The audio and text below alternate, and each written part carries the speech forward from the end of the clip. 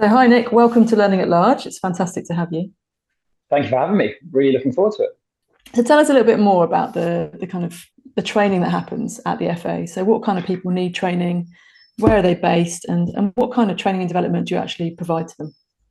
Yeah, sure. So we're responsible for supporting the national workforce basically. So everybody who supports the players and work in on and around the pitch. So coaches, medics, people involved in safeguarding children, talent ID, recruitment, performance, teachers. So everybody who are there to support the development of players and children and adults really. So that can be anybody from a brand new parent starting out in volunteering, knows nothing about football, all the way through to somebody on our pro license, which is the qualification you need to manage in the Premier League and the Championship, which is an 18-month long leadership and management course, just basically delivered in the context of football. So quite broad and quite deep. But then whether we have a medical pathway again that has everything from brand new introductory first aid course that's online all the way through to a 2 day course for doctors and other healthcare professionals to accredit them to work on the side of the Premier League. So quite a broad and very deep sort of church, if you like.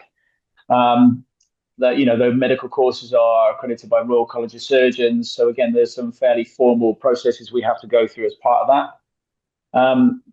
As I said, it's a national workforce. So across the country, we have 170 odd thousand coaches that we know of that that work in the affiliated games. So the games that take part in formal leagues and clubs up and down the country every week.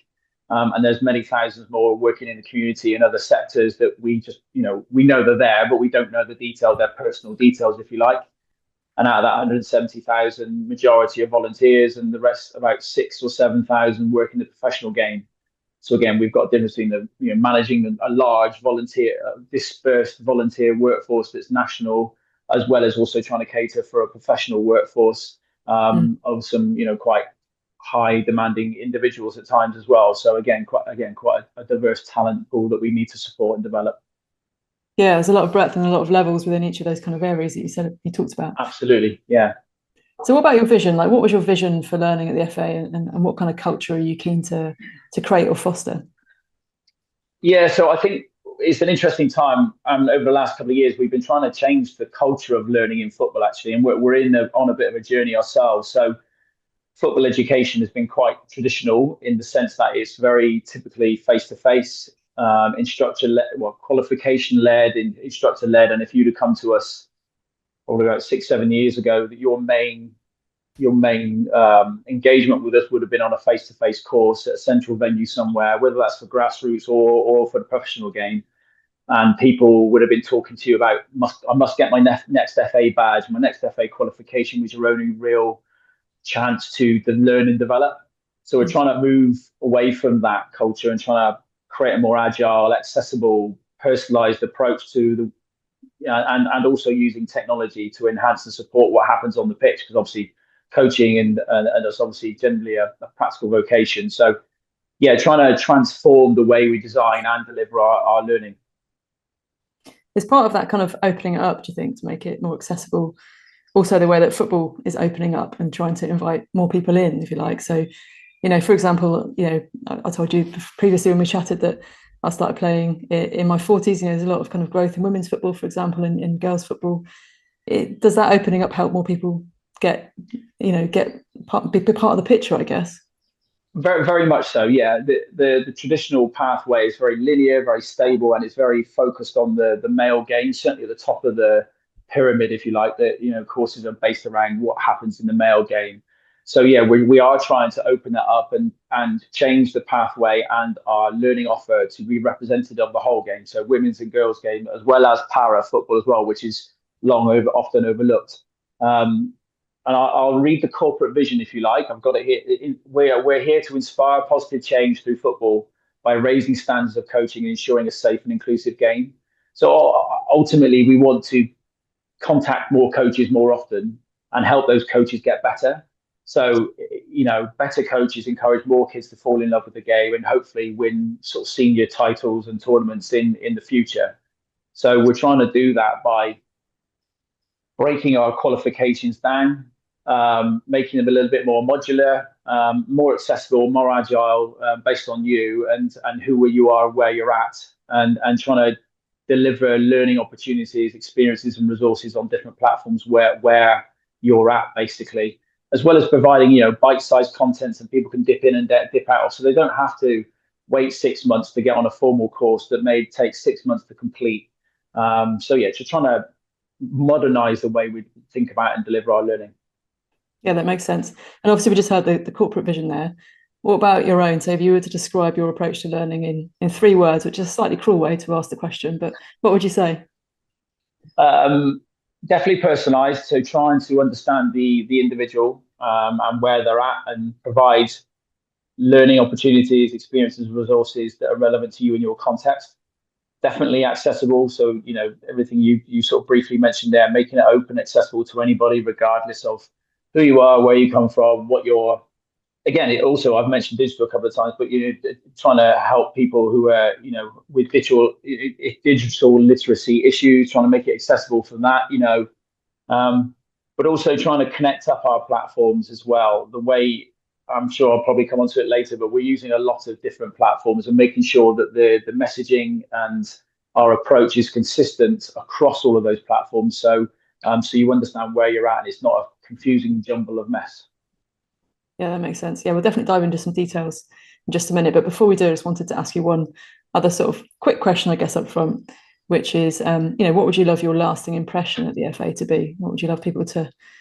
I was going to say, remember Nick Baker by. That sounds a bit gloomy, doesn't it? That's not what I meant. But what would you love to, leave as your legacy? Well, I survived several restructures, so unless you know anything about anything that's coming, thank you. Yeah, I don't want to sound too glib when I say this, but I genuinely love what I do, and I feel very lucky to do what I do, because my lasting impression, I think I want to. I'm hesitating because I don't want people to cringe when they hear this, but I want to make a positive difference to people's lives. Football means so much to so many people. And I've had personally so many great experiences of playing sport, team sports, and all the benefits that come with that. So I'm just genuinely feel very privileged to do what I do and have playing a small part in just helping. Again, put more smiles on kids' faces. Helping coaches deliver safe, fun, and effective coaching sessions. Enables more kids to enjoy the sport that we all, well, many people love, as well as coaches. They see it as their passion. They go to work every day to earn money. They have a family and other, but often football and coaching are many people's lives as well. So you're making a positive difference on, and dare I say, a very, very, very small part in us winning more major tournaments in the future, by improving the standards of coaching. And we've got strategic direction of trying to improve the numbers of English qualified coaches working in the senior game. So, if again, having an impact on ultimately a nation as well. So yeah, making a positive difference to people's lives, I think is the summary. Yeah, that makes sense. Doesn't sound cringy to me. It sounds pretty logical when you tie it in with football, because that's what, for a lot of people, that's what it's there to do, right? Yeah. It's to bring joy and pleasure most of all, and also hopefully, as you say, some trophies too. So let's dive a bit deeper into, I guess, where you started when you came into the FA. You've already mentioned that the kind of differences you've made to break away from maybe how coaching was done traditionally. But so when you came in, where did you start, and what did you sort of need to put into place to support your vision, I guess? Yeah, sure. So I came in a long time ago. I've been at the FA for 15 years now. And the FA was certainly, education was a very different place that it is now, as you can imagine. Back then, there was no L&D function, if you like. We had lots of subject matter experts and sort of course qualification leads, often doing their own thing in their own way, supported by a sort of central admin function. I was brought in just to help, a long time ago, help them design some resources, really, in it boiled down to. But I quickly sort of understood that, as I said, with all these different people doing lots of different things, just beginning to apply some consistency and to an approach, even as something as simple as getting a standard set, a way of which we design resources, and then And then off the back of that, look at how we sort of deliver on a course, like the PowerPoints that we might use, and very low level type things. Because believe it or not, it was very, very different, and it all depending on the individual and what their experience was, good and bad. But then I started to work with sort of senior stakeholders to try and influence and sort of begin to change things at a sort of maybe a deeper level, if you like, looking at learning outcomes, again, at a consistent way of helping learners understand what they were coming into, walking into, what they were going to get out of the course, looking at assessment and course structures and how we sort of build formal learning at the time. And as part of that, I began to think, well, I used to go to learning tech. I started going to learning tech and things like that. And, I thought, well, why don't we develop our learning strategy? So I created our first learning strategy, really, which was, again, just to put on paper an attempt to provide that consistency of approach that everybody could understand. It started with a sort of a bit of a theoretical background, covering the why and the how, if you like, as well as articulating some practical guidance for all of the course developers and SMEs about how we might go about doing things and what they should look for. We then introduced the sort of first, I led the project to develop the first industry's first competency model, which was quite a challenge, working with a lot of football partners, the Premier League, Football League, PFA, etc. And then that began to influence some of our course design from an architecture level. And then with those sort of learning strategy and etc., I was enabled to influence a few stakeholders to get some investment into L&D, and we began to recruit a few people. And within that, we began to recruit some people with some digital skills, and we procured our first LMS. And so we started to introduce digital learning alongside that, and started to walk slowly, shall I say, into a blended learning approach, very slowly, introducing digital learning opportunities and creating a digital strategy. And I guess over the years, there's been several restructures. I've had several sort of, I guess, different titles, and I'm currently now responsible for our digital strategy and representing the business, working with our digital technology team, really. So I'm responsible for our learning design, digital content creation, and the systems teams, and continuing that digital transformation, hopefully a little bit more pace now in implementing a new platform as we speak. Brilliant, thank you. That was a well put potted history, I guess, of like 15 years. Just a bit.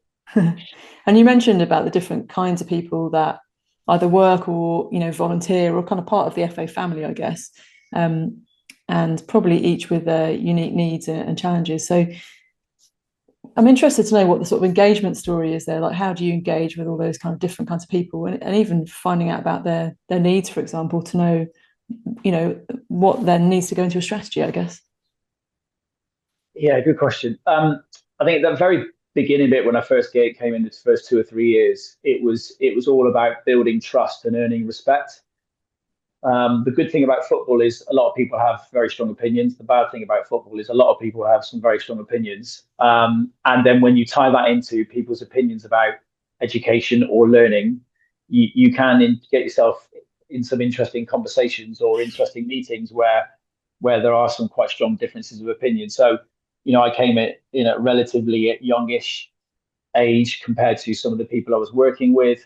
Back then, I didn't make it as a professional footballer, but sometimes, it helped if you were, those types of conversations. So it took me a while to build trust and earn respect, but did that slowly. And we have a phrase now in sort of the FA, we sort of like understand different people's mountains. So, your view of the world from your mountain can look very different from somebody else's mountain. So take that time to maybe climb down off your mountain and maybe even go halfway up theirs, or meet in the middle of the valley and have a conversation. So try to take some time to understand where people's perspective are, and respect the fact that somebody may have been in football education for 30 years, and that does come with something, even though opinions may differ. So yeah, a lot of time trying to earn that respect, and hopefully I did gain that. Hence why we were able to grow the team and enact some change.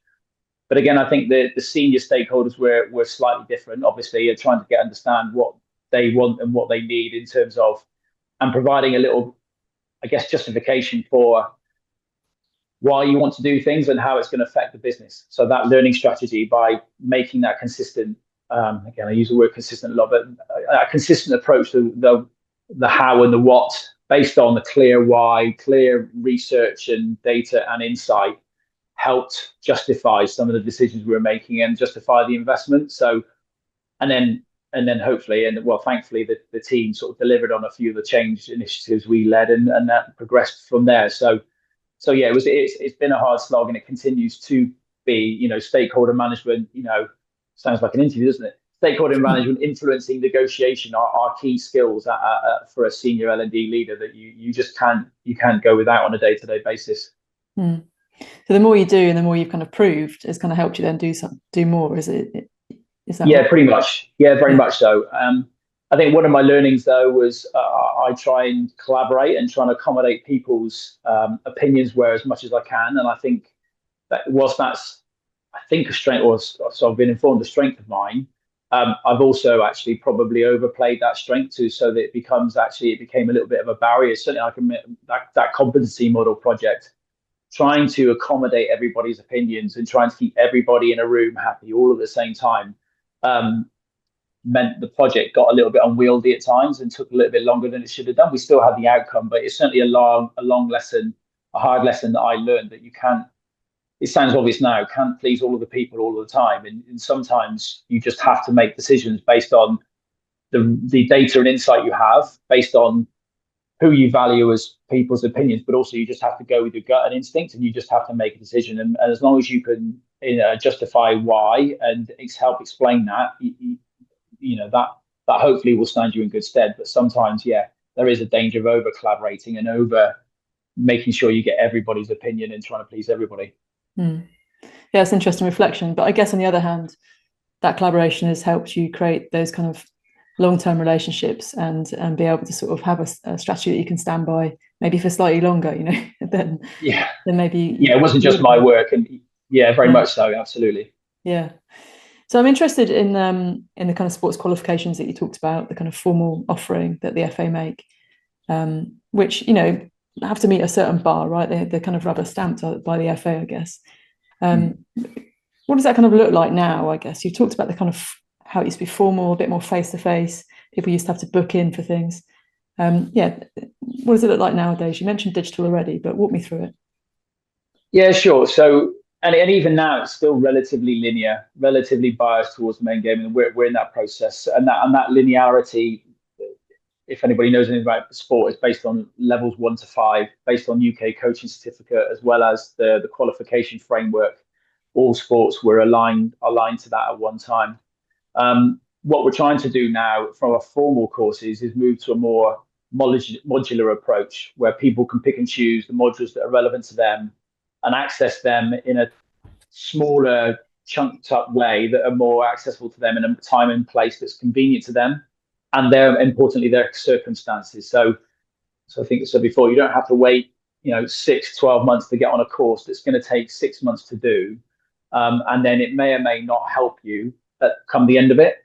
So that's the first thing, making it more accessible, more agile, more able for people to do smaller modules that fit their time and their hectic work-life balance, if you like. But then within that, what we're also trying to do is acknowledge the difference of people. So, just like many courses, even now, you often are treated the same, where, you sort of sheep dip approach. Everybody starts at the same place and finishes at the same place, regardless of what their experience. If on our introductory sort of coaching courses that parents attend, you could have somebody with no knowledge of football, who've never kicked a football, and are a parent, willing or unwilling, to be in the room. And you might have somebody who's an ex-professional, ex-PE teacher who now runs their own business, come with very different skill sets, knowledge and understanding. And is it right that we treat everybody, all those people, the same start to the end, get the same certificate in the same way? And even, dare I say, can we move to a place where one person might have to do 3 modules, another person might have to do 5 or 6, and dare I say, even one person doesn't have to do any modules at all. They can turn up to an assessment centre and demonstrate competency or capability, and save them time, money, effort, and heartache, as well as us. So I think what we're trying to do is move away from that one size fits all approach to designing qualifications and trying to make it, I wouldn't say democratize our learning. It sounds quite grand, but trying to make it open and accessible to everybody, and for everybody to get out of it what they want, but also again cheaper, easier to access, and more open. Yeah, so much more fit for purpose, I guess, which makes a lot of sense. Yeah. Hopefully, yes. And what role does social media play in that model? I know that sort of we've had an informal chat before about it, and I know that's part of the picture. Yeah, tell us a bit about that. Yeah, it's playing a big part now. We use social media quite a lot, and we've invested heavily quite within that. So we've what I've tried to do is create a digital ecosystem that incorporates lots of different channels. So if you imagine the traditional marketing funnel, we use social media. So we have TikTok, Instagram, Facebook at the top of the funnel. And it's not there at the top of the funnel for branding or marketing purposes. Whilst that's almost a secondary, we're actually creating content, what we think is learning content, learning resources on those platforms, specifically for those platforms, and using their algorithms and we're using the tool as a learning tool, so that yes, we all want everybody obviously to come to our nice shiny learning platform that we've all spent lots of money on, and it obviously has engaging content, and we hope we do. That learning platform probably sits towards the bottom of the marketing engagement funnel, if you like. But that's not realistic when you're dealing with 160 odd thousand volunteers to expect them to log into another platform at 9 o'clock at night. Once they come home from work, the kids are in bed, they've taken them to coaching, they've had dinner. So, can we provide them with learning materials, performance support tools, whatever it might be on TikTok or Instagram? So they might be flicking through on a tool, on a platform that they're used to every day, that's in their pocket, and they suddenly come across something serendipitously, or accidentally, easy for me to say, and just find something that sparks some interest, and actually they might come accidentally learn something from that, or actually might then start engaging with them with the algorithms, or pointed them off to our YouTube channel or into our social community to go and learn more. So yeah, social media at the top of the funnel, if you like. If we can then engage them down to the next layer of our website, YouTube channel, or our social community platform, as I said, to maybe start engaging a little bit more with our content, maybe even posting a comment, or even just liking something. But then you might then come in further engaged, or if you do want to know more, there's some formal courses or more bite-sized learning that you can be accredited for and recognized for on the learning platform. And by the way, if you do these 10 things, you'll get a certificate, etc. So trying to use social media to engage people, as I said, on the tools and in the places where they're at, so they can do it at times and spaces that are easy and accessible. It makes a lot of sense. I mean, it's not, you're not just dangling adverts out to kind of get people to just hook in and immediately come and apply for, sign up for a certified course. You're actually making the content useful in its own right, learning moments that can happen. That's the engagement, right? Is when you have an aha moment or something that excites you, or you want to share it, I guess. Exactly. We've all sat there on social media and lost hours, but certainly, just capturing somebody's imagination and with an engaging piece of content or resource that might encourage them to go and explore more, or the algorithm start sending them annoyingly more of that. But I think what's important though as well is to try and create, people talk about learning campaigns, but a consistent word again, but a campaign across all of the channels, and stories across all of the channels, so it's not jumbled, it's not just haphazard. We spend a lot of time creating campaigns and a calendar of content across the year that aligns. So in the winter it might be winter training, or in the summer it might be preparing for the new season, and you will get a general themes of content across, so people will understand. It's familiar to people, they understand where they're at. Again, the branding is different but the same, so it all tells the same story and the same narrative in the same way. So again, it's not just piecemeal or haphazard. There is some thought about creating that narrative across all of the platforms that people can hopefully understand and feel welcomed by. Yeah, and making those mental links, right? So if they do go deeper with it, it's literally building up incrementally as a kind of learning journey there and then. Yeah. Okay, that's great. And if my football coach, so it sounds very grand, but given the level of football I play, if you watch me play, then you might wonder if I've had any coaching. But yeah, if she's listening to this, and she often sends us videos on that she's seen on Instagram, for example. So it could be about watching the bounce of a ball from throw on to something. We're more than happy to come and film your team, Kirsty. We're always looking for real life players in real life situations. So come on over. Just let us in.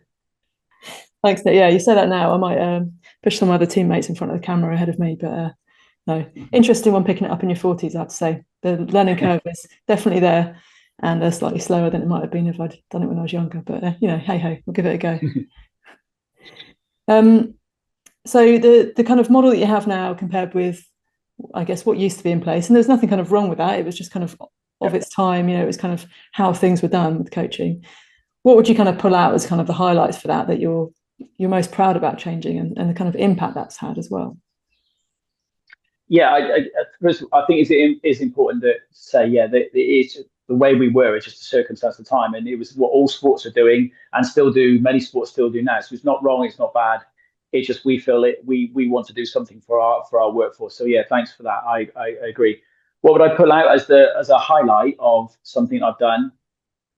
I think ultimately is that learning strategy, the creation of that. Whilst most organisations have a learning strategy, it's not anything new or exciting necessarily, but for the FA at the time it was, and that actually sort of laid the foundation for future development and future stakeholder engagement that sort of began to prove actually there is some value for investing in this area, and we do need to look at this seriously if we are going to progress and change and develop our workforce. And absolutely not taking credit, but that came in at the same time as we did many different things. We looked at our youth, creating modules for youth people. And so, our coaching has definitely improved over the last 10, 15 years. And that's certainly not creating credit because it was one small thing of very many different things that the FA have done pretty well over the last 10, 15 years in terms of changing the dial of how we support coaching, particularly in the youth game in grassroots football. Yeah, brilliant. And a question that just sort of came to me really is what tells you that it's working? So what are the kind of measures? I mean, you mentioned ultimately at the beginning, it's within the FA, it's how can ultimately it's how can you drive a nation towards winning the big cups and the trophies. But underneath that, what sort of signals tell you that you're doing a good job with it? Good question. We have a quite we spend a lot of time measuring and getting data out to understand what we're doing and importantly understand our learners, which is the other end. But in I think all the way from the obvious metrics of people enjoying and reporting that they are improving. It's very difficult to I often joke with people when I go to corporate L&D spaces that it's often easy sometimes in corporate world. You do an intervention and you can maybe demonstrate ROI because the sales has gone up or etc. I'm not saying that's easy at all, but a small joke. But with football, ultimately, putting more smiles on kids' faces or certainly winning a World Cup is there are lots of factors that might affect that. So Yeah. but however, there are, teams across boys and girls games are growing tremendously. There is an ever increasing demand for football coaching. All of the data that we get from, most of our, the majority of our feedback is that it's all well received and we're having an impact. We are doing longitudinal studies of how we are having impact. And I think, we introduced the Playmaker course, which is an online volunteering course, and we did some self-reported assessment, and people were reporting the safeguarding bit and medical bit. People had more knowledge of how to report safeguarding concerns, and more knowledge of where AED devices were, and we actually had people reporting that they used an AED device based on the knowledge we provided in the courses. So we have got data and impact that our courses are actually making a valuable difference to people and society ultimately, which is again partly why I'm in the job I do. So yeah, we do have a lot of data. As I said, we're still on the journey about the modular bit and trying to do that. So yeah, maybe come back in a couple of years and we'll see how we're going on that one. Yeah, and I know you've also mentioned that you cover a lot of breadth and the types of training that you offer, who to. So therefore, I wasn't expecting you to say these are the three metrics, across the board that we watch. It's going to be different in each of those cases. So yeah, well, yeah, but we'd love a report back in, to see how this one's gone in a couple of years, especially as we look towards AI and the shifts in the way we can kind of use data, and definitely can't hide from it. It's going to be more and more available, isn't it? Absolutely. So what tips would you give to learning managers out there who are trying to create like people-centered learning at scale, which is what I think that you've been striving for as well? Yeah, sure. I think the key is what you said about people-centered or learner-centered. I think take the time and effort to understand the people you are trying to support, and don't underestimate how long and to what detail you need to go to really understand the individuals you're working with. It's not just who they are or what they like. You do really need to get to know, we spend a lot of time trying to understand people's tasks and concerns. To use coin a well-trodden phrase now, it's not just about how much content we want to tell and so we think people, we need to really understand, how to help an individual get better at what they do. Yes, we all want lifelong learners, but if we can just provide something that makes their job easier tonight at coaching, or and makes it more enjoyable for the kids, then we're on a winner. So yeah, really to be really effective, to really understand your people, and that task concerns thing is to really create stuff that really matters and helps them, not just because you or the business thinks it's important. Have a real understanding of what people are struggling with, what challenges they face in the day to day, and provide not not content. I sometimes, I haven't worked in the corporate world for a long time, and I see all these content libraries and people's, oh, we've got 5,000 courses, but I that sort of makes me shudder a little bit in terms of actually is that any relevance to anybody just because you've got a big library? What is it that the individual really wants and needs to help them perform better in their job today, tomorrow, or in the future? And I think that's what we need to strive for. I guess it's the same sort of thinking pattern that you might expect from a coach themselves, right? When Mm. they're looking at whether it's kids or adults that they're coaching on the pitch, is tasks and concerns come in very much to that kind of mindset. So I guess it's part of the culture throughout the FA then. Absolutely, that understanding. We have a phrase of understanding the player. Understanding the player in front of you, and oh boy, we use a four-corner model and look at the player as a whole in terms of what they physically need, psychologically, socially, and also technically and tactically with the game. So you that holistic view, and it's the same with learning. If I'm a line manager, what does my team need as a group, or what does each individual need? How do I need to support that person, either socially, either technically with their role, or how they behave in a group setting, or whatever it might be. Everybody's got their nuances and differences. So absolutely, that personalized, individualized approach. Yeah, brilliant.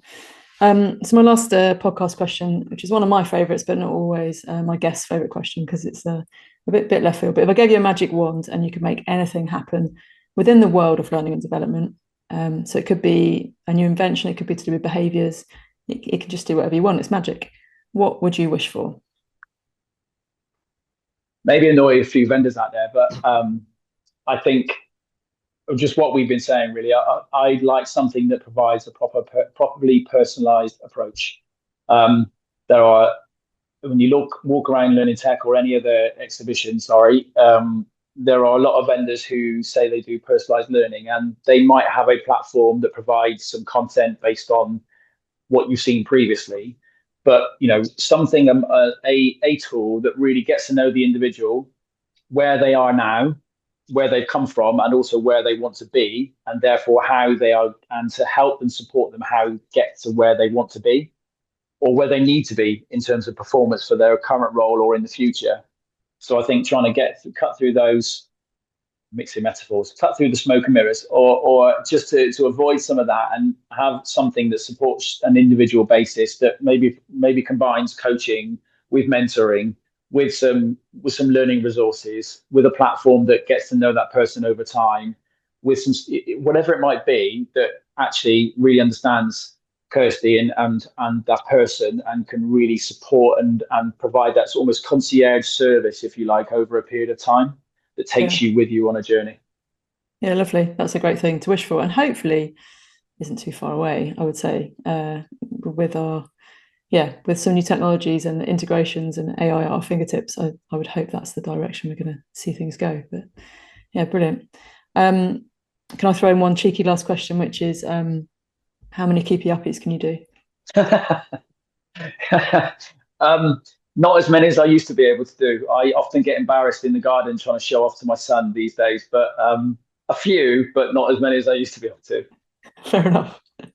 All right, brilliant. Well, I'm going to say a massive thank you for joining me on Learning at Large today. It's been a pleasure having you. And thanks for talking through in such detail the sort of examples that you've worked on, because that's always really helpful for our listeners. No problem. It's been my pleasure. Thanks for having me.